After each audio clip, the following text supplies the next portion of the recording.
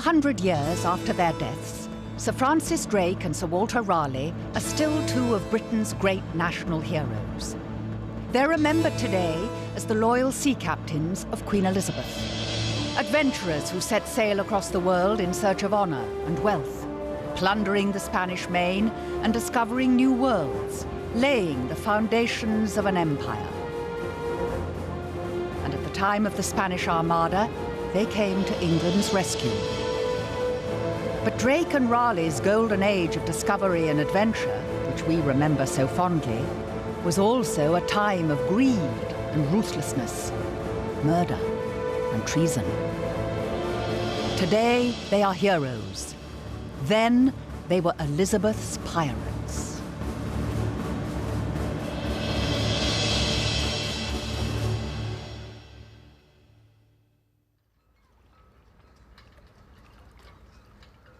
Raleigh and Drake both came from Devon, the sons of poor gentry. They were part of a clan of seafaring families, which included the Hawkins, the Grenvilles, and the Gilberts. All from Devon, and all related by birth or marriage. And it was this small group of adventurers that pushed the great Elizabethan expansion overseas. Giles Milton is an historian who's followed in their footsteps. Raleigh and Drake came from very similar backgrounds, but they were very, very different men. Drake was a great man of action. He was at his happiest when he was out on the high seas, on the poop of his ship, barking orders to his men. Raleigh was more of an intellectual. He was happiest in his ostentatious clothes, his flamboyant dress, his jewels. He enjoyed writing sonnets. The two men really couldn't have been more different. Drake was a generation older than Raleigh. Born on a farm in 1540, he grew up in Plymouth, where he learned his trade as a seafarer.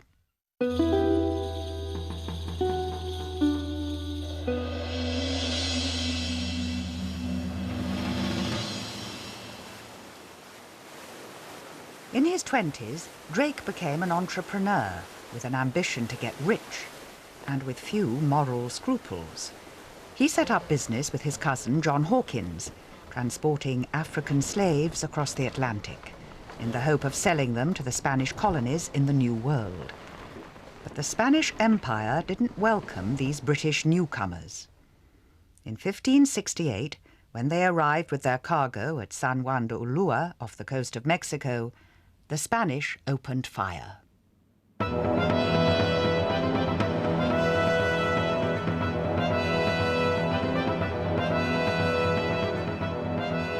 It was Drake's first pitched battle. He fled in panic and abandoned his cousin Hawkins, who blamed him bitterly. The accusation of cowardice would fester for years to come, and the loss of both his reputation and his money left Drake with an abiding hatred of the Spanish.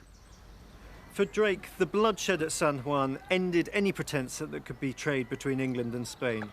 From now on, Spain was his implacable foe, and he would devote the next few years to attacking and ransacking their treasure ships and bringing home their plundered gold.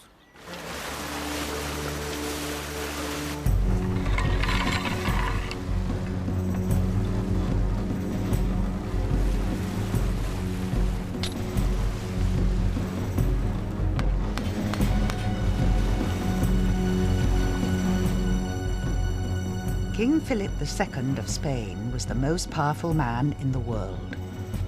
His Catholic empire stretched across both sides of the Atlantic and was sustained by the plundered gold and silver of the Aztec and Inca empires of the New World.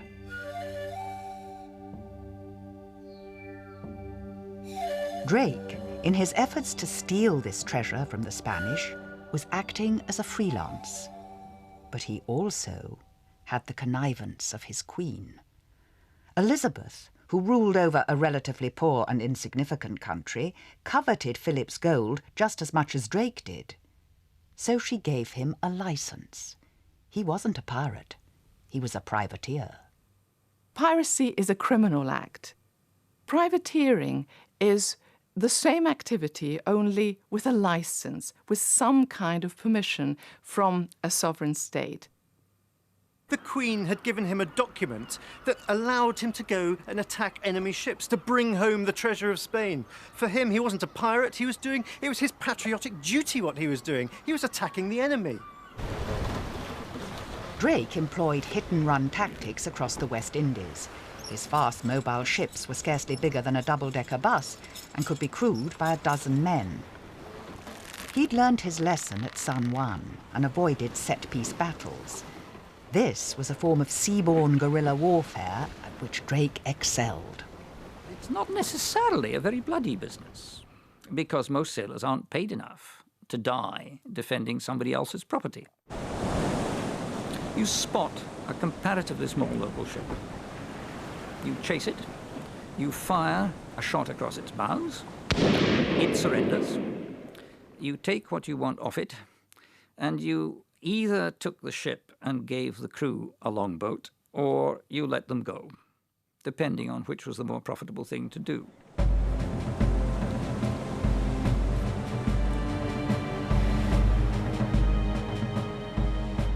He made numerous voyages to the Caribbean, ransacking the Spanish treasure ships. He even sent men on shore. He ransacked their caravans on land.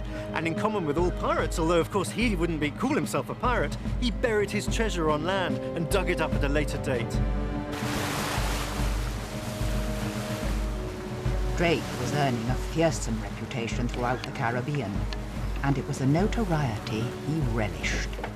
In 1571, he left a calling card nailed to the mast of a plundered Spanish ship. Captain and others of this ship, we're surprised that you ran from us in that fashion. We only wish to speak with you. And since you will not come courteously to talk with us, you will find your frigate spoiled by your own fault, done by English, who are well disposed if there be no cause to the contrary. If there be cause, we will be devils rather than men. The legend of El Drac, the scourge of the Spanish Main, was born.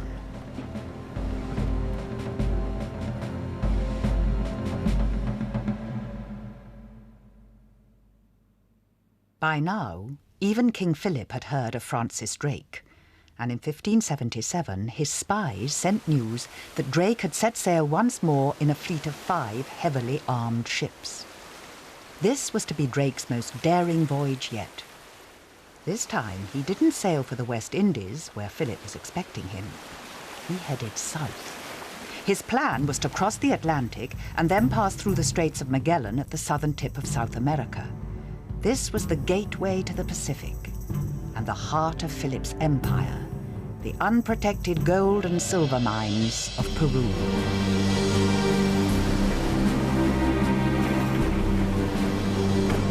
It was an astonishing piece of navigation, and it was to be the first time that a Briton had ever sailed around the world.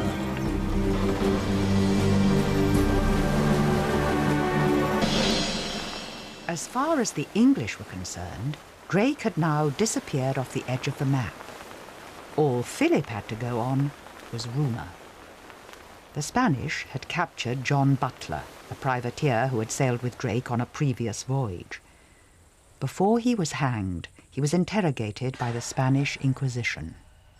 Inquisition at Los Reyes, Peru. Examination of John Butler, pirate.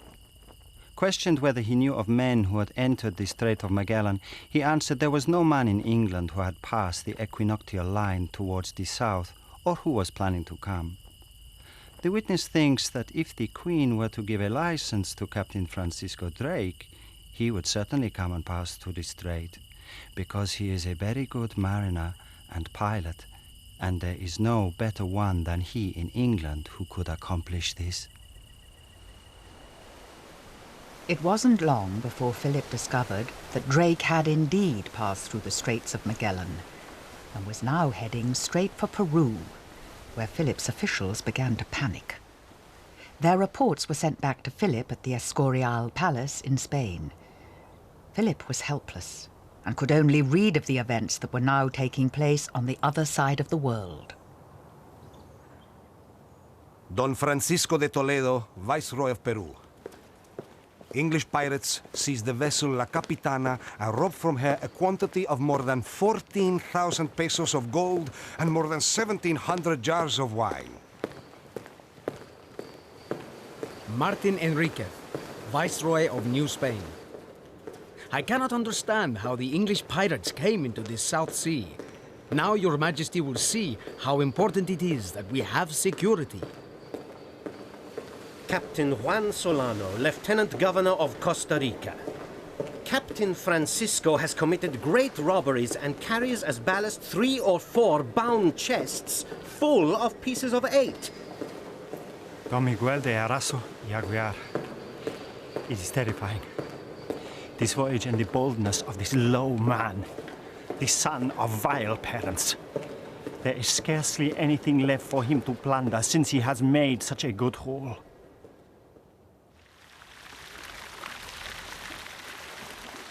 By now, Drake had his eyes set on an even bigger prize.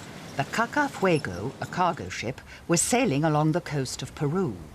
It belonged to San Juan de Anton and was loaded to the gunwales with King Philip's treasure. San Juan de Anton was unaware that Drake was on his tail.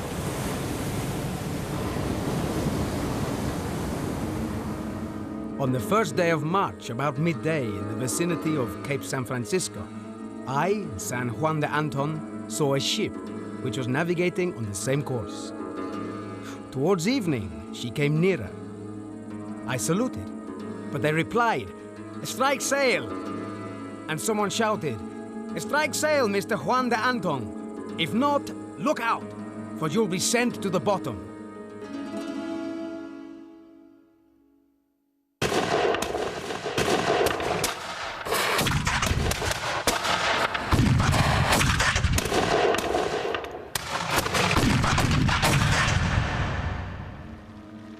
They seized 362,000 pesos in bars, reals, and gold.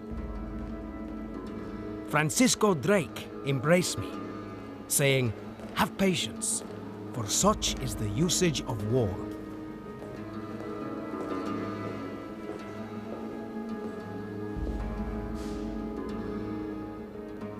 The might of King Philip was now being openly challenged by a farmer's son from Devon.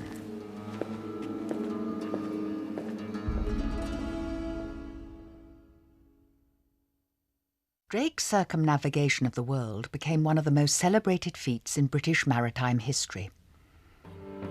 50 years after the event, an official account of the voyage was published, based on the account of Drake's personal chaplain, Francis Fletcher. The world encompassed. That valiant enterprise accompanied with happy success, which that right rare and thrice worthy Captain Francis Drake achieved, doth not only overmatch the ancient Argonauts, but also outreacheth that noble mariner Magellan, and by far surpasseth his crowned victory.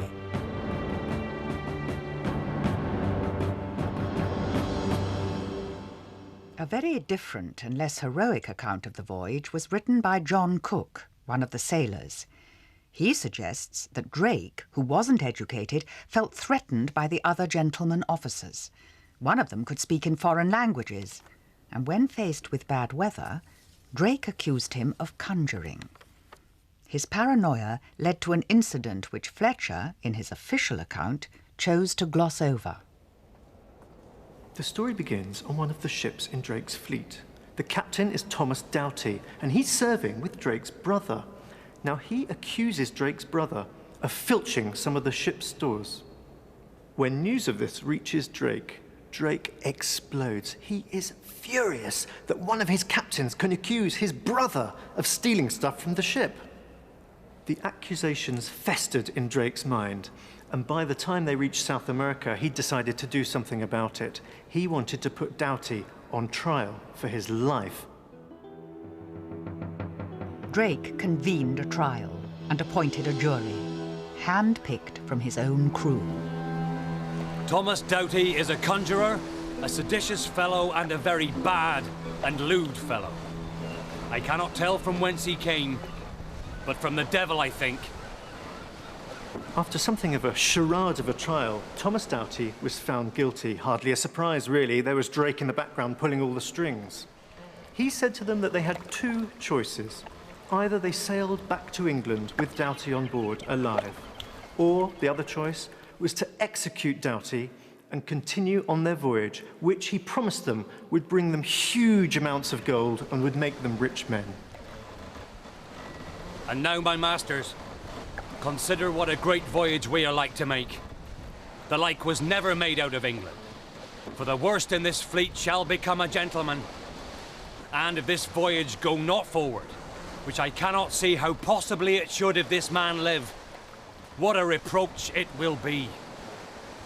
They that think this man worthy to die, let them with me hold up their hands. And they that think him not worthy to die, hold down their hands.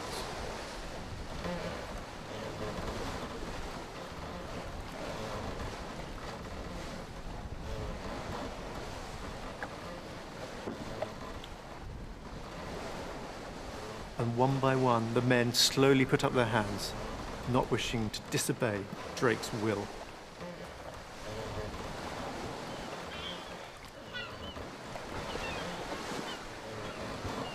Doughty took communion from Drake's chaplain, Francis Fletcher, and was beheaded. Why did Drake do this? It was an extraordinary thing to do, and the only plausible explanation is that it was a way of him showing his total authority over the men. From now on, it was Drake's expedition. No other commander, no other captain of the other vessels would get a look in. Drake was a ruthless master, and now he controlled the entire fleet. Cook's verdict was quite simple. Drake was a murderer.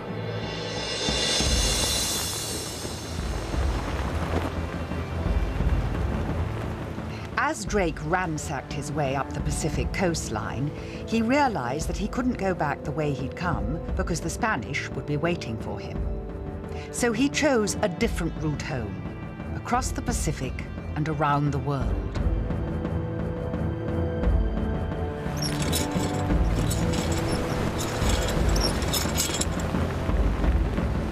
It was a bold decision. For 68 days, Drake had no sight of land. Only the Portuguese navigator Ferdinand Magellan had tried this before, and he had died in the attempt.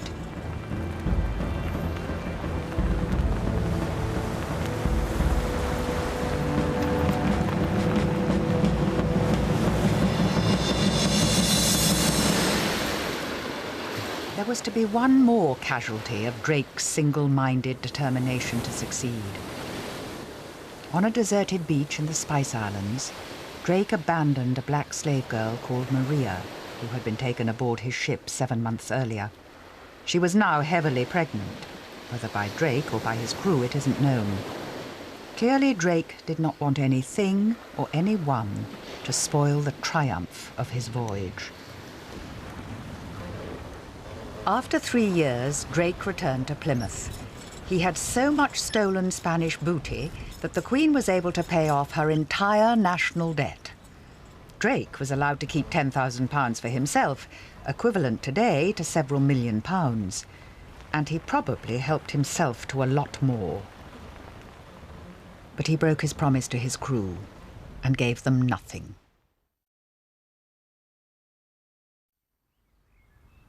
He was hailed as a hero, even though his attacks against Philip in the New World were a source of diplomatic embarrassment for his queen. What Elizabeth should have done was, of course, to cut off Drake's head, instead of which, as one Spaniard bitterly comments, the sword that should have cut his head off was instead used to knight him. The reason the circumnavigation doesn't lead to a war is because Philip II decides that this is not a good time to press it. But of course what that means is that Elizabeth thinks she's got away with it, Drake thinks he's got away with it, and it gives an enormous boost to other privateers and pirates to go out there and try their fortune. One fortune hunter on the fringes of the court who'd seen and envied Drake's success was his younger cousin, Walter Raleigh. a man whose ambitions were even greater than Drake's.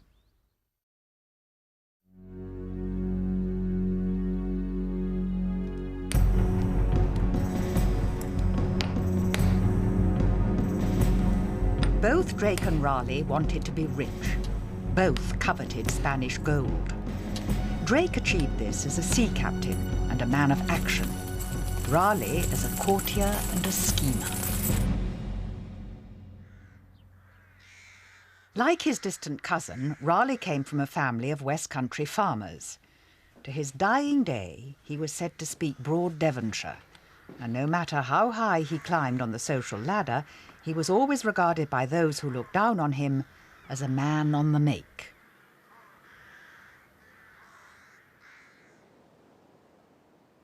Later generations, typified by the Victorian painter Millet, would portray Raleigh's rags-to-riches tale as the romantic story of a young hero who followed his destiny lured by the sea. The myths and legends that still cling to his name were being told when Raleigh was still alive, because more than any other of the Elizabethan adventurers, Raleigh captured the imagination of his countrymen, both then and now. It says something about Sir Walter Raleigh that hundreds of years after his death, people are still telling the same stories, the myths, the legends about him. There's the famous one about him casting his cloak over a puddle so Queen Elizabeth didn't get her feet wet. No one knows if it's true or not, but somehow it symbolises the man, his flamboyance, his ostentatiousness. It's the sort of thing he should have done, even if he didn't. The other story, one of my favourites, is the story of him smoking his pipe, and his manservant saw great swathes of smoke coming out of the back of his head and tipped a jug of beer over him, thinking he was on fire, not realising that he was smoking tobacco, the tobacco that he'd brought back from the New World. It's for his colonies in the New World that Raleigh is best remembered.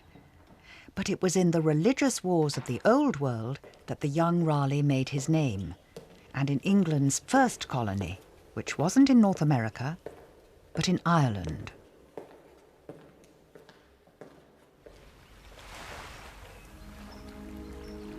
Throughout her reign, Elizabeth tried to make good the title she'd inherited from her father, Henry VIII, Queen of England and Ireland.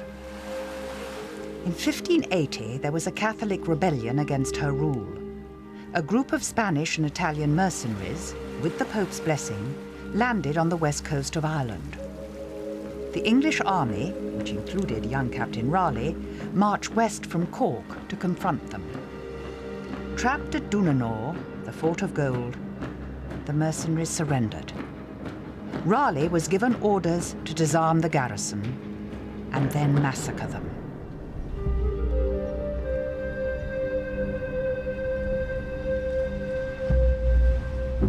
He followed his orders to the letter.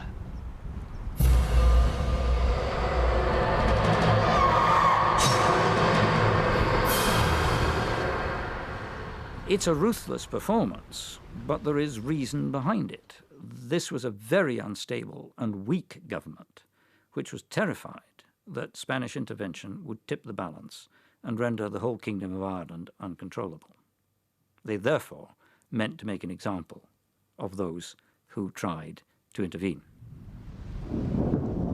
The 600 victims butchered by Raleigh and his men included pregnant women. Their heads were cut off and buried in a field, which to this day is called the Field of Skulls.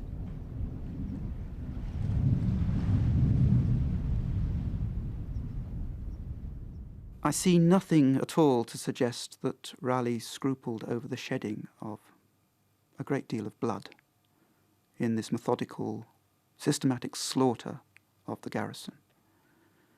I think he was a man of his times. Raleigh was to profit from the massacre. He went to London, claiming he'd found secret letters on the corpses of the butchered Spanish. No one knows what these letters contained, or if they even existed. If it was a ruse, it worked, and Raleigh got access to the inner circle of Elizabeth's court.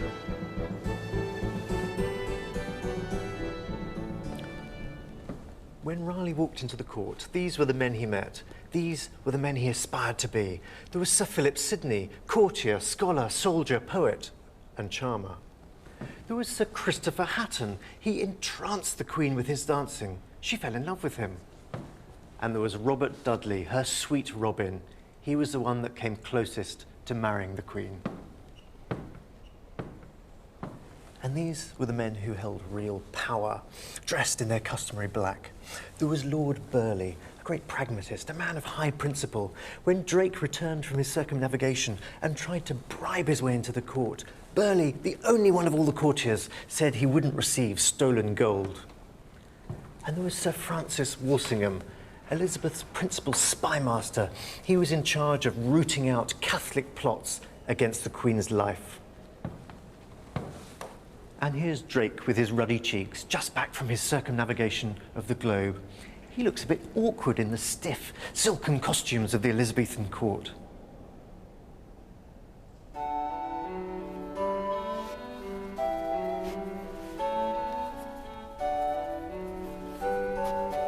By the time Raleigh walked into the court, the statesmen had become elder statesmen. They were the older generation. Raleigh walks in, a young man, in the most magnificent costume. He must have cut a flamboyant figure. He borrowed his fashions from the style of the French court. He wore satins and silks, velvets, his famous dentelated ruff that stretched out from his neck. He wore pearl and ruby drops. He had a bejeweled dagger by his side. His shoes cost a fortune. Raleigh cut a most impressive figure, not just because of his dress, but he was immensely tall. He was over 6 foot. For Elizabethan standards, that was a giant. He must have really been an imposing character in the court.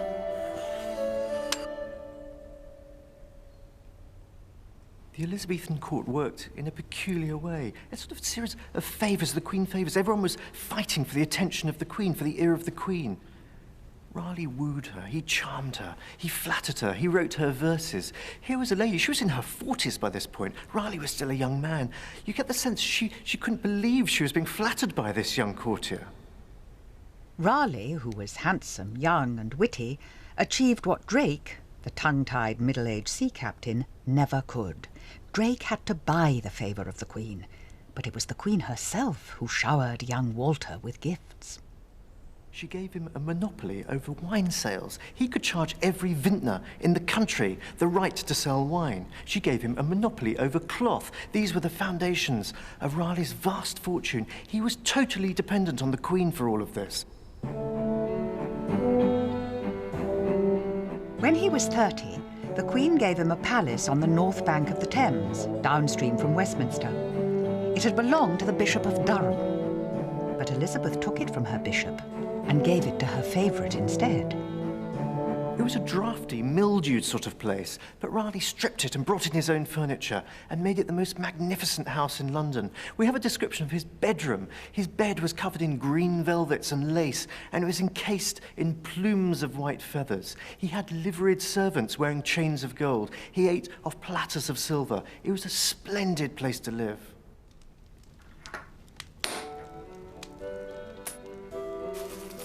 Young Walter Raleigh was now pocketing vast sums at the expense of wine drinkers and cloth merchants, and was living it up in the biggest house in London. His ostentatious wealth and the Queen's favouritism created powerful enemies in the court. The newly knighted Sir Walter was soon being described as the best-hated man in the world.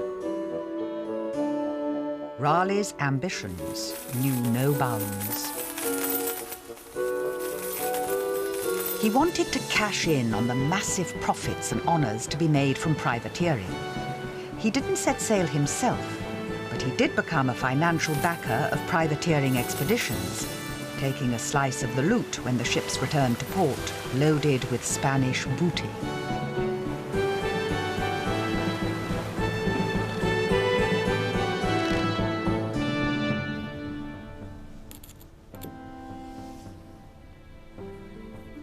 He came up with a scheme that changed the map of the known world.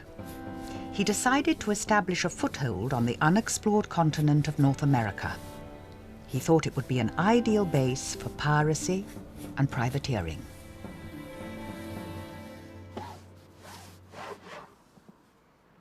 He sent 2 of his ships on a reconnaissance. They scouted the coastline of North America and returned with 2 Native American chieftains, Wanchese and Manteo.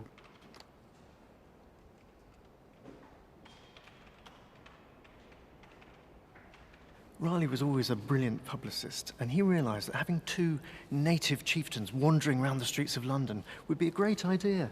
I mean, imagine one of these. He instructed them to wear their feather headdresses, to show off their tattoos. He thought it'd be great for people to see them. It'd be great publicity for the colony, and that's exactly what he did. Manteo, looking like this, was wandering around the streets of London. In his efforts to drum up support for his plan, and to part potential investors from their money, Raleigh now developed a kind of imperial rhetoric, a patriotic and lofty justification for his business venture. The people of America cry out unto us, their next neighbours, to come and help them, and to bring unto them the glad tidings of the gospel. And whensoever the Queen of England shall seat upon that form of America, and shall be reported throughout all that tract to use the natural people there with all humanity, courtesy, and freedom, they will yield themselves to her government. The investors were largely from Raleigh's circle, his friends in the West Country, men like Sir Richard Grenville, and also members of the court as well. They poured money into it because they thought they were going to get spectacular returns.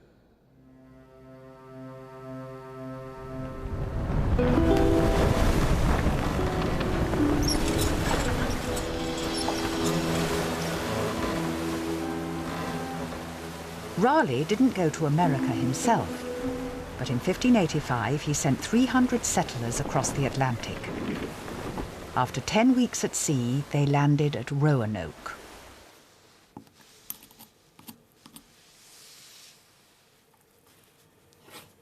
This has gone down in history as the first overseas British colony. But Raleigh's immediate concern wasn't to spread the benefits of civilization, but to attack the Spanish.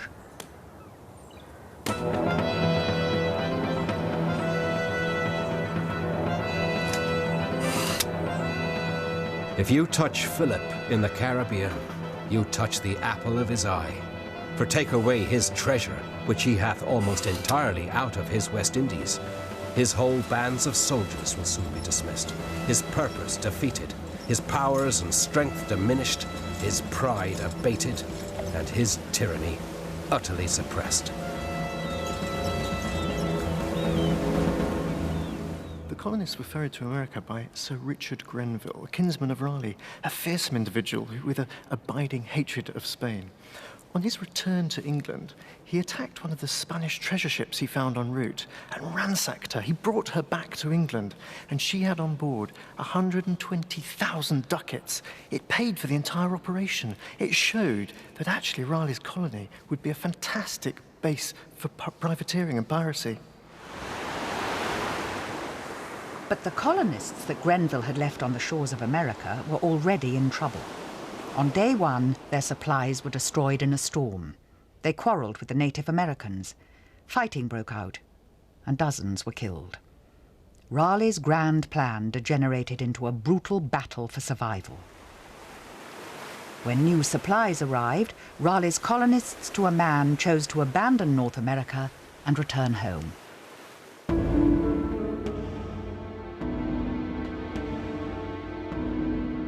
The collapse of the colony was a disaster for Raleigh.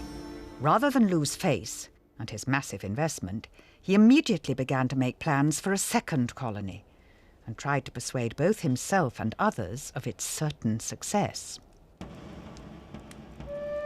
An official report was produced, which presented America as a kind of Garden of Eden and a paradise. The watercolours, which had been painted on the first expedition, were now turned into a best-selling illustrated book, and 100 new colonists were persuaded to set sail once more for the shores of America. The second colony was a very different enterprise from the first. The first had been a military operation. The second was much more a civilian operation. And Raleigh had a magic ingredient: women. For the first time, he decided to send women out. After all, it was women who did all the housework, who planted the crops, who did the cooking, who made the clothes. They were the ones, if anyone, would be able to keep this colony alive. Believing what they'd been told by Raleigh, these new settlers were convinced that they were sailing to a land of plenty. Wiping the slate clean, the colony was given a new name, the City of Raleigh, and a new governor, the watercolorist John White. White was a superb artist, but he was, in truth, a hopeless governor. There was a kind of mutiny. We're not quite sure what happened, but he was sent back to England. The colonists said, "Don't come back here unless you bring a lot of food with you." So White set sail to England. He was determined to return, but he was going to do so with food supplies.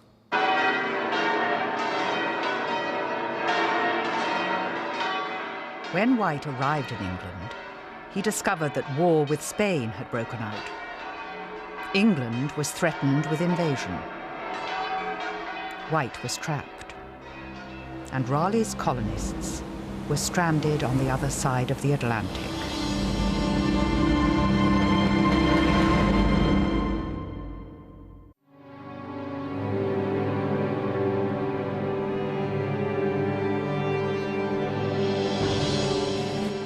When war broke out between Catholic Spain and Protestant England, it was due in no small part to Elizabeth's foreign policy.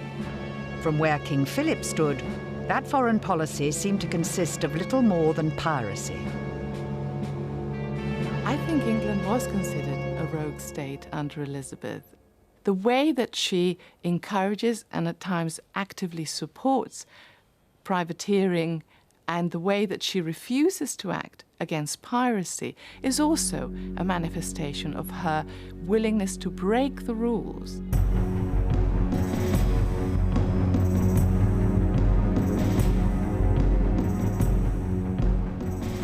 The worst that she was getting as a result of this were occasional protests, sometimes very angry letters and representations from Philip II telling her to get her lads under control, basically. And Elizabeth, who was a wonderful actress, could play this one for all it was worth. Well, you know, I'm just a woman. I simply cannot control these military men, these sailors. I would love to help. I really want to establish law and order, but you know what it's like for a poor woman like me.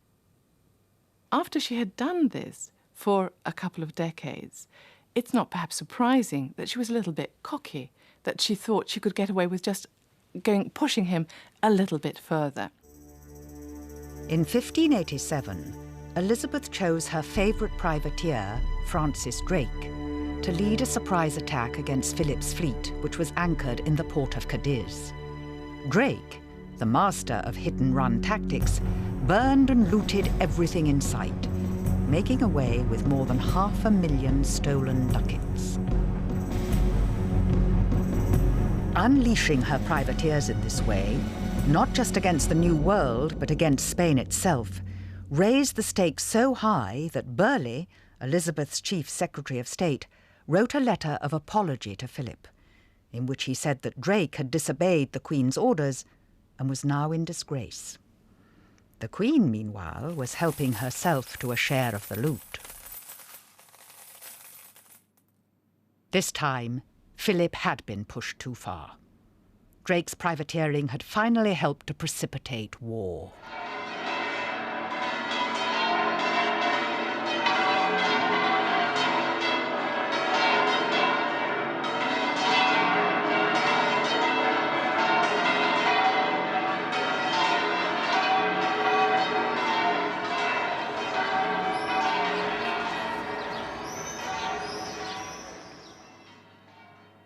Raleigh found himself sidelined.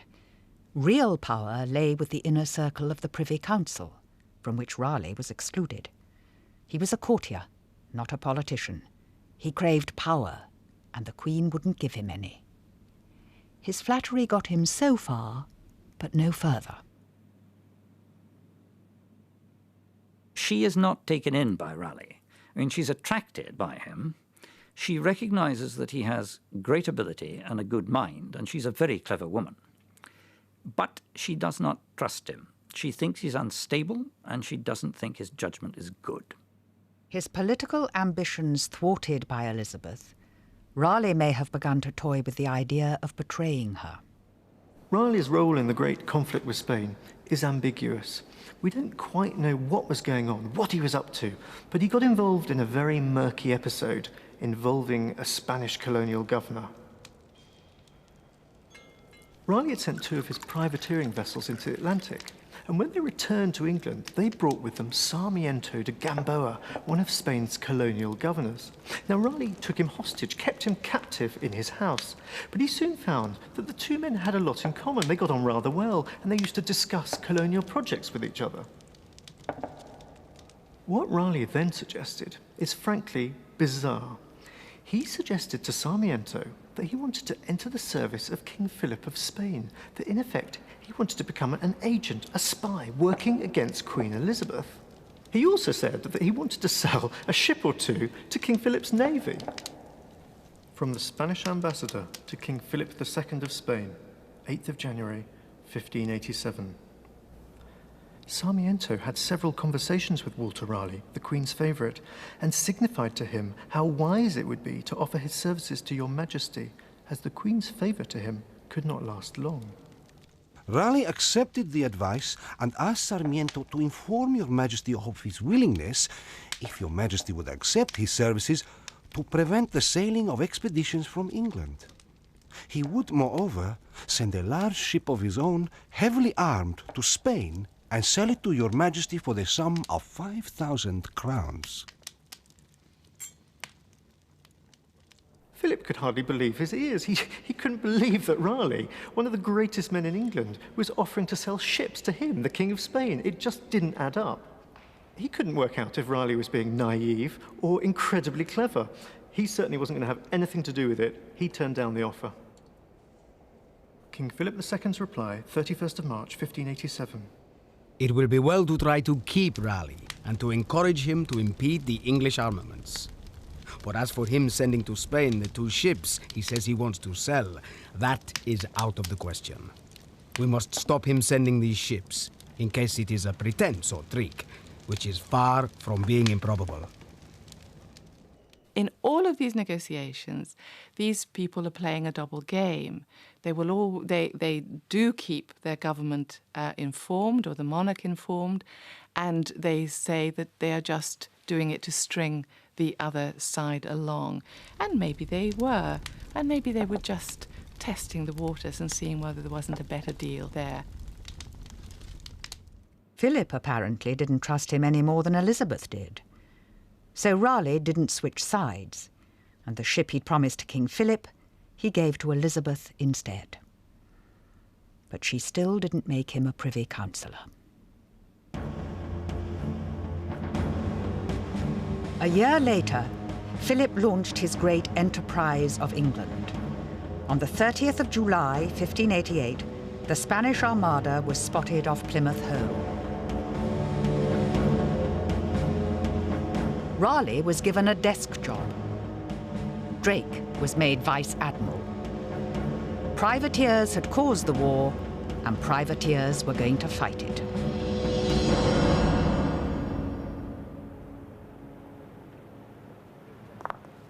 It's part of the legend that grew up around Drake's name after his death that as the Armada hove into view, he was playing bowls, and that he insisted on finishing his game before setting sail to beat the Spanish. But Drake's loyalties as a naval commander were to prove just as ambiguous as Raleigh's loyalties as a politician, because for Drake, profit and patriotism were just 2 sides of the same coin. Drake had really never fought set-piece battles. What he was great at, what his strengths were attacking single ships, picking them off, plucking the Spanish booty. And that's the strategy he chose during the Armada. Drake was leading a squadron of English ships up the English Channel in pursuit of the Spanish. So he had a number of other captains under his command.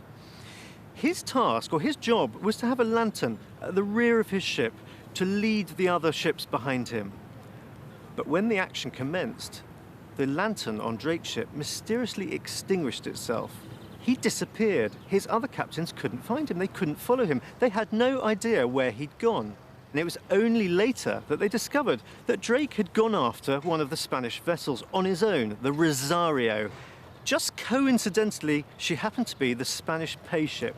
She was carrying 50,000 golden ducats on board.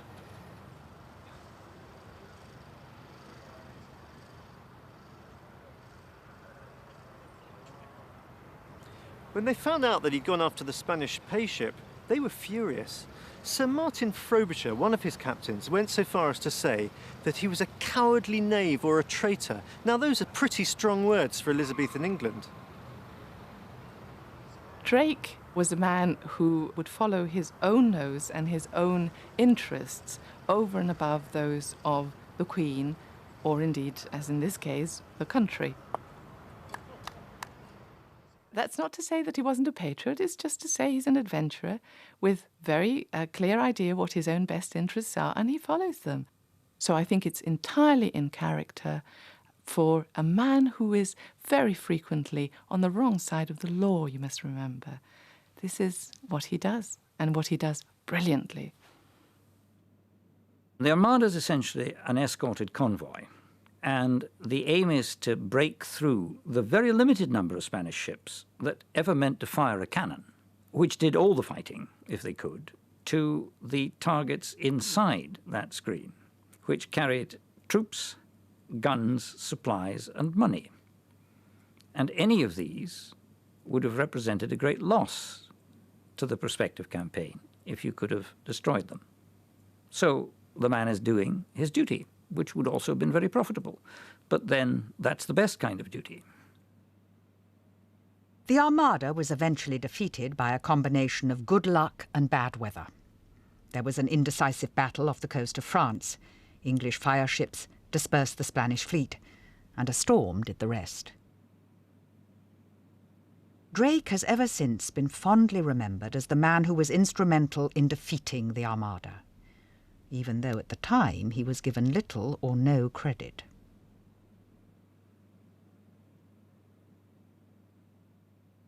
For Raleigh, the defeat of the Armada provided an opportunity to resume his business ventures and to pick up the thread of his colonial ambitions. By now, he expected that the men, women and children he'd sent to the shores of America would have established the city of Raleigh.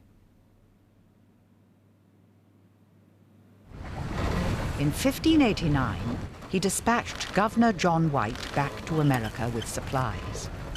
No ships had got through to Roanoke for the last 3 years, and now it was too late. All of Raleigh's colonists, including White's own daughter and granddaughter, had disappeared, and they were never seen again. But there's an interesting end to the story. 100 years later, a surveyor sailed to the shores of North Carolina, and when he stepped ashore, he was met by an Indian tribe with fair hair and blue eyes. Anxious not to be linked with failure, Raleigh began to disassociate himself from the colonists he'd sent to their fate. Now he came up with an even more ambitious scheme: to find and conquer the mythical kingdom of El Dorado.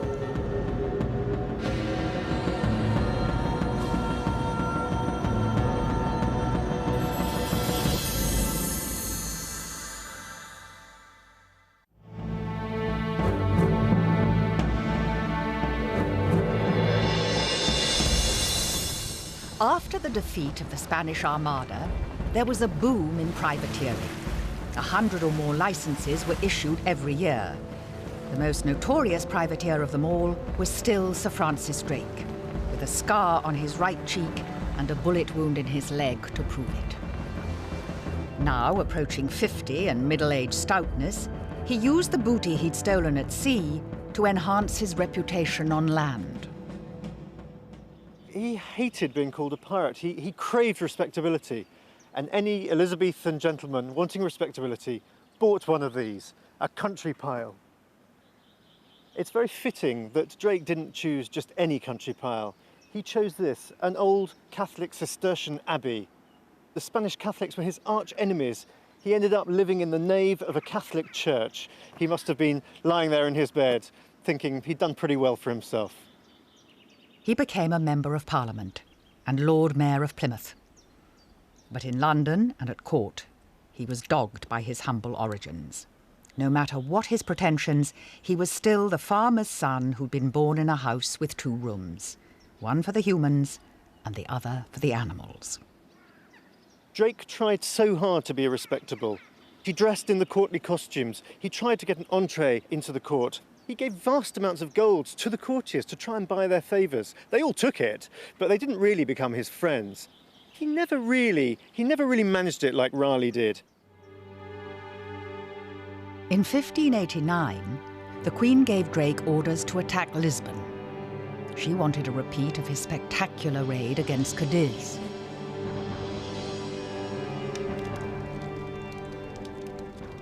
It ended in disaster, and thousands of Englishmen were killed.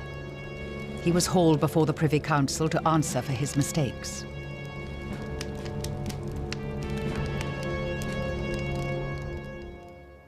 Anxious to secure his place in history, he commissioned his chaplain to write an official biography. But permission to publish his memoirs was denied by the Queen, because now Drake was in disgrace. As he approached old age, only his recent failures were remembered. His early triumphs were forgotten. In 1595, he made one last privateering voyage to the Caribbean. He died from dysentery and was buried in a lead-lined coffin at sea.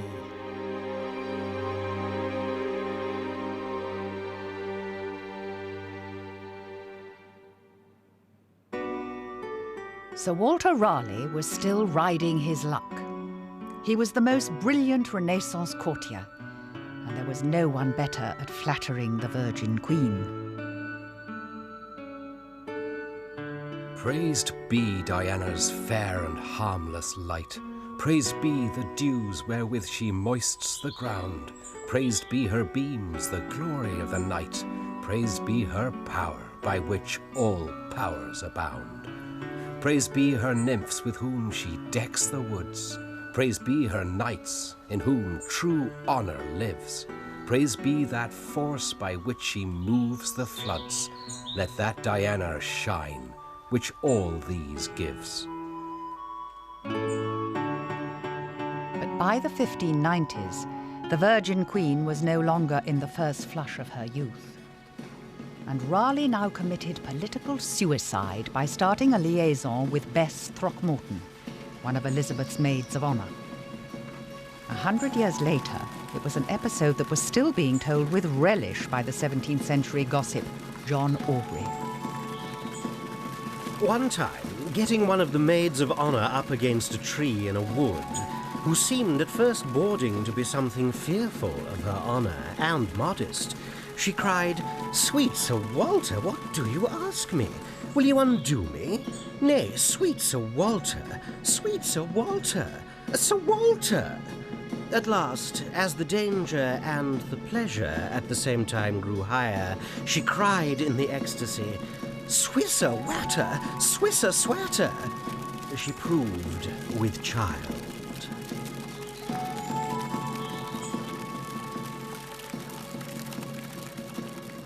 They marry in secret, the child is born, and then both of them do their utmost to carry on as though nothing had happened. And, of course, a secret like this can't be kept. It comes out. So the Queen gets to know of it. So what do? Well, instead of doing the sensible thing and falling prostrate at her feet and begging her forgiveness, they both try and brazen it out.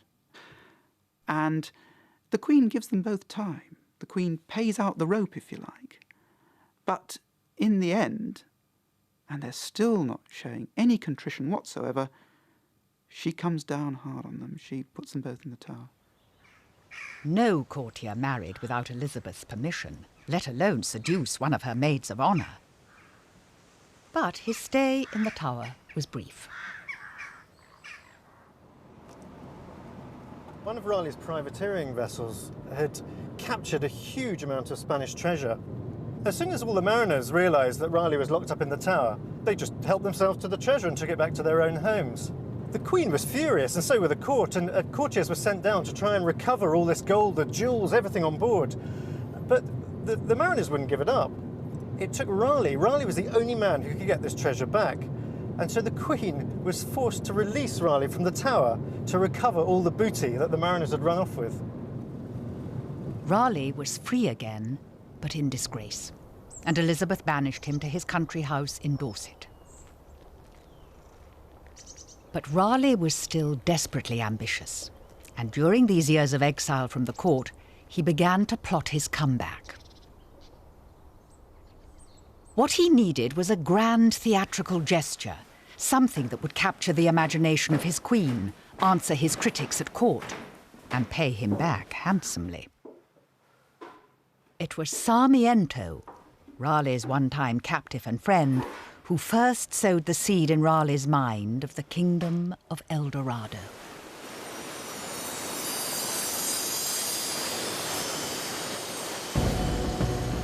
Every morning the great lord or prince of El Dorado anoints himself with gold until his entire body is covered from the soles of his feet to his head. His looks are as resplendent as a gold object worked by the hands of a great artist. And he washes away at night what he puts on each morning, so that it is discarded and lost. And he does this every day of the year.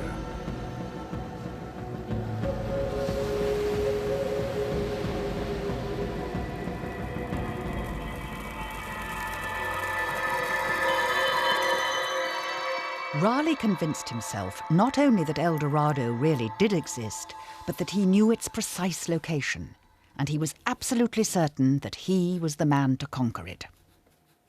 Stranger things had been found in the interior of South America. Who was to say that some of these stories weren't in fact true, and that there were untapped riches in South America, just waiting to be exploited, if only someone would get in there and seize them?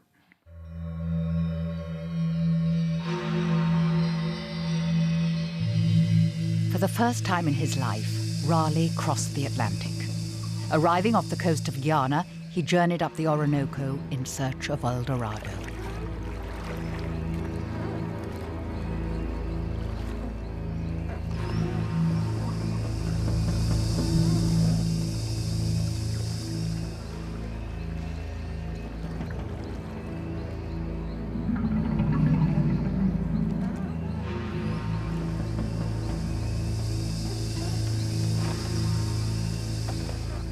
When Raleigh returned, he wrote a blow-by-blow account of his adventures, and it became a 16th century bestseller.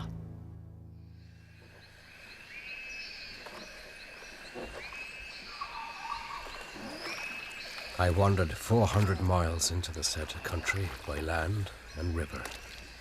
The further we went on, our victual decreasing and the air breeding great faintness, we grew weaker and weaker, when we had most need of strength and ability. Our companies began to despair, the weather being extreme hot. The river bordered with very high trees that kept away the air, and the current against us every day stronger than other. Raleigh had told his men that it was just 2 or 3 days' journey upriver. A month later, El Dorado was still nowhere to be seen.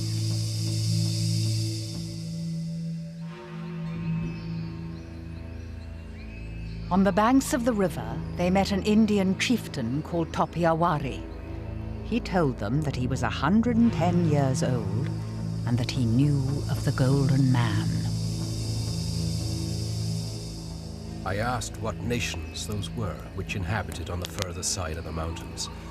He answered with a great sigh that he remembered in his father's lifetime that there came down into the valley of Guyana a nation from so far off as the sun slept.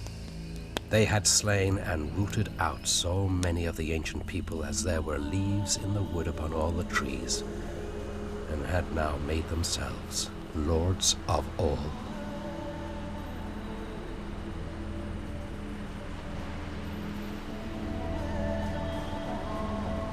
I desired him to instruct me what he could of the passage into the golden parts of Guiana. He gave me an answer to this effect, that I was sure, with all my company, to be buried there.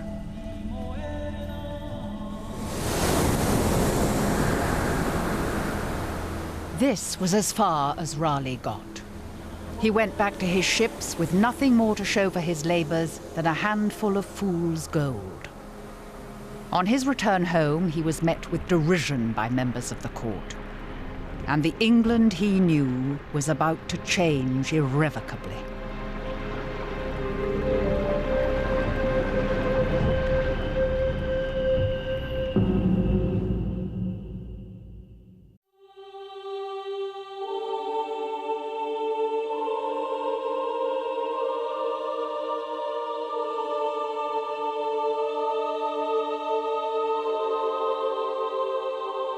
On the 24th of March, 1603, the Queen passed away in her sleep at the age of 69. She was a lady, said Raleigh, whom time had surprised. Others, less kindly, said she'd outlived her day.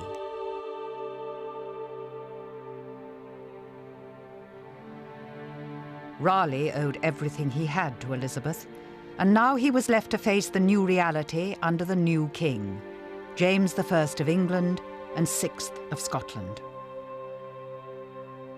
Raleigh's world really does end with the Queen's death because her successor is so radically different. The king quite likes handsome male favourites. He's bisexual. He's on quite good terms with his Danish queen, but he prefers pretty boys. And Raleigh isn't that kind of handsome man. He's utterly heterosexual. Raleigh had really not much chance of winning over a mature Scottish king who has no complexes about Spain, who doesn't want to continue the war, and who is initially very suspicious of this late Elizabethan hawk. James had his heart set on peace. What did Raleigh do? He came hot foot to James and started advocating continuing the war with Spain, a new way of pursuing the war with Spain. It was a monumentally stupid thing to do, given the political circumstances of the time. The power behind the new throne was Robert Cecil. Raleigh, not for the first time in his life, found himself sidelined. And he chose to confide in a newfound friend, Lord Cobham.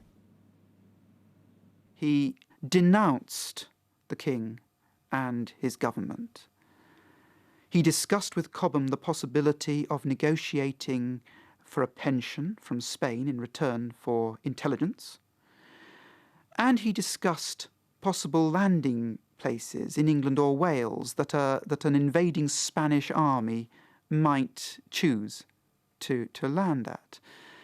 He was in a way giving voice to his imagination, and he was giving vent to his irritation with the way things were going.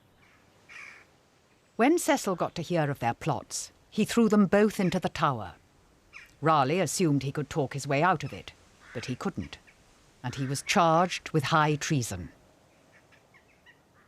It's the classic illustration of the price Raleigh paid for his ambiguity. I mean, all courtiers practiced dissimulation, but with Raleigh it goes very deep indeed, and he argued that he was trying to lead plotters on, whilst the evidence could be interpreted the other way to say he was part of the plot.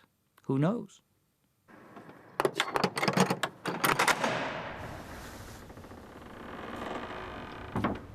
Raleigh was put on trial for his life.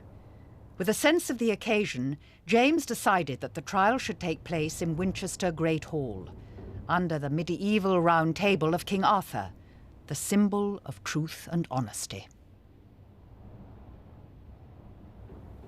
When Raleigh walked into this hall, he was met by a terrifying sight. The place was packed. It was full of an angry, hostile crowd. There were people cheering and baying for his blood. This was the best hated man in the world. They'd come here to see him convicted for treason. Even worse than the jeering crowds was the prosecuting counsel. To a man, they were Raleigh's sworn enemies. They hated him, they wanted him destroyed. And at the centre of them all sat Sir Edward Coke, the Attorney General, who was determined to have Raleigh convicted, hanged, drawn and quartered. He had a team of the finest lawyers in England lined up in the hall to support him. But he was reduced to jeering, to bullying Raleigh. He couldn't quite nail down Raleigh. He didn't know what to do. And Raleigh, don't forget, Raleigh was the most flamboyant, ostentatious individual. He used all his charm to save himself. He was fighting for his life. Sir Walter Raleigh, thou art the most vile traitor that ever lived. Mr. Attorney, you speak indiscreetly, barbarously, and uncivilly. Thou art an odious fellow. Thy name is hateful in all the realm of England for thy pride. Mr. Attorney, have you done? Yes, if you have no more to say. If you have done, then I have somewhat more to say. Nay, I will have the last word for the king. Nay, I will have the last word for my life. Raleigh gave an electrifying performance. It was a performance of pure genius. One Scottish friend of King James, a friend of the king's, said that before the trial started, he would have gone 100 miles to see Raleigh hanged, but by the end of it, he would have ridden 1,000 miles to save his life. You, gentlemen of the jury, mark this. I am no traitor. I was not so mad. I was never any plotter against my country. I was never false to the crown of England. Whether I live or die, I shall stand as true a subject as ever the king hath. My innocency is my defence. In the event, the jury took just 15 minutes to find Raleigh guilty.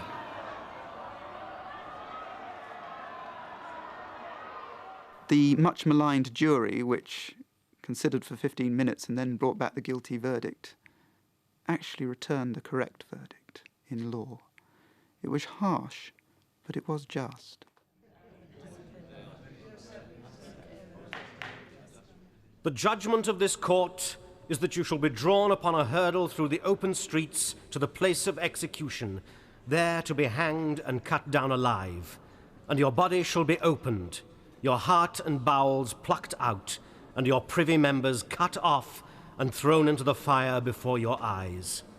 Then your head to be stricken off from your body, and your body shall be divided into 4 quarters to be disposed of at the king's pleasure. And may God have mercy upon your soul.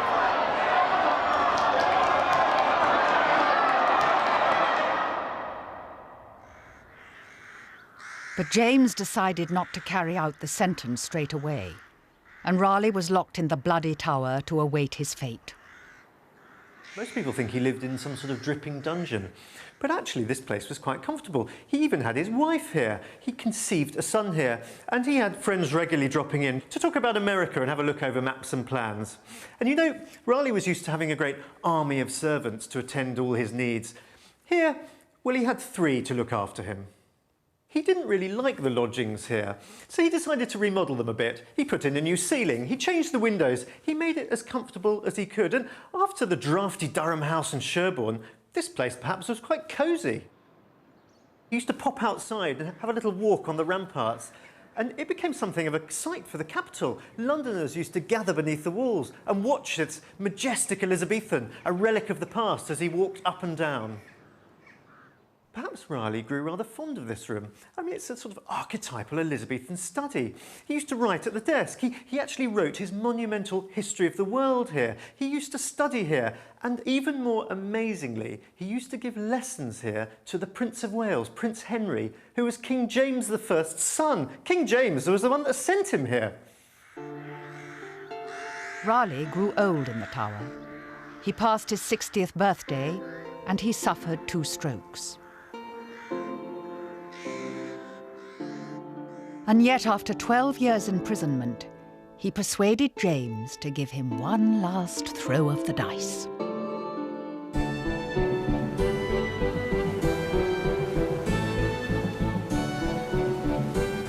in June 1617, the last of the Elizabethan adventurers set sail once more.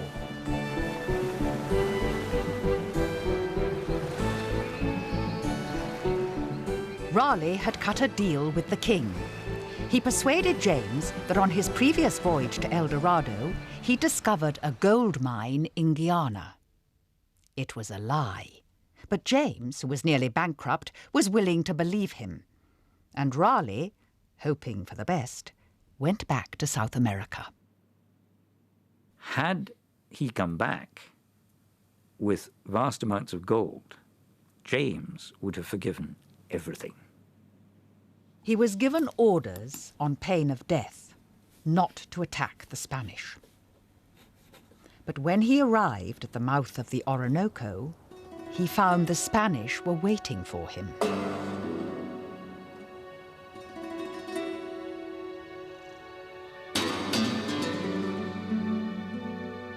There was a pitched battle. Raleigh's son Wat was killed. It had been a lunatic scheme that had ended in failure. And he blamed everyone but himself. El Dorado had only ever existed in Raleigh's fervid imagination.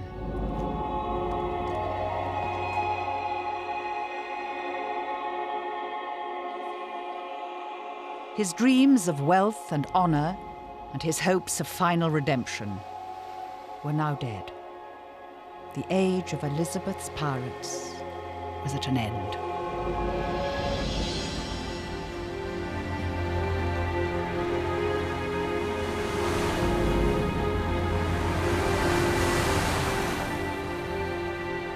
"400 years after their deaths, the legacy of both Raleigh and Drake is still controversial. You can't say that they were either thugs or heroes. They're both. That's what makes them interesting and remarkable men. If it wasn't for that risk-taking, that element of risk-taking that can be described as sheer lunacy at times, they wouldn't have done what they did. At the end of their lives, their reputations were in eclipse. Only later would they be remembered as heroes. Both Drake and Raleigh become major figures in maritime myths when the British want to reassure themselves they're the bulldog breed and that they're natural sailors. They appeal to the romantic sensibility, and they are perhaps more important in their afterlife than they are during their lifetime. When Raleigh returned to England after the disaster of his second Guiana expedition, he was a ruined man. The death sentence of 1603 was still hanging over his head. But for more than a month, King James did nothing. It was as if he wanted Raleigh just to slip away. But Raleigh was determined to defend himself. He came up to London. He wanted to defend himself in front of the king. Well, the king remembered what had happened in Winchester. He certainly didn't want that to happen again. He convened a secret trial here in Westminster, and the men there condemned Raleigh to be executed. He was to be killed on the following morning. Raleigh had tried to secure a pardon from James, but once it became clear he would not get one, he turned the execution from a tragedy into a triumph. His life, after all, had become meaningless, and yet on the execution scaffold he found meaning in that he inflicts a total publicity defeat on the bandy-legged Scotsman who was killing him. King James had chosen the day of the Lord Mayor's parade for Raleigh's execution. He'd hoped the crowds would be drawn elsewhere, but a vast number of people turned up to witness this spectacle. You know, Drake had died 20 years previously. The reign of the Queen was a distant memory. They wanted to see the last of the great Elizabethans meet his death. And it's almost as if Raleigh had managed his execution. He'd dressed in his finest costumes. He was wearing a magnificent ruff, and he'd written a wonderful speech for his final exit. People set a lot of store by how you met your end. And it was entirely in character that he made an extremely dignified end. At times a quite witty end. Yes, he spoke for the best part of 3/4 of an hour. I thank God heartily that he hath brought me into the light to die, and hath not suffered me to die in the dark prison of the Tower. I have long been a seafaring man, a soldier and a courtier. And in the temptations of these there is enough to overthrow a good mind and a good man. But I hope to be saved, and to have my sins washed away by the precious blood of our Saviour Christ. So I take my leave of you all, making my peace with God. I have a long journey to take, and must bid the company farewell. Strike, man! Strike!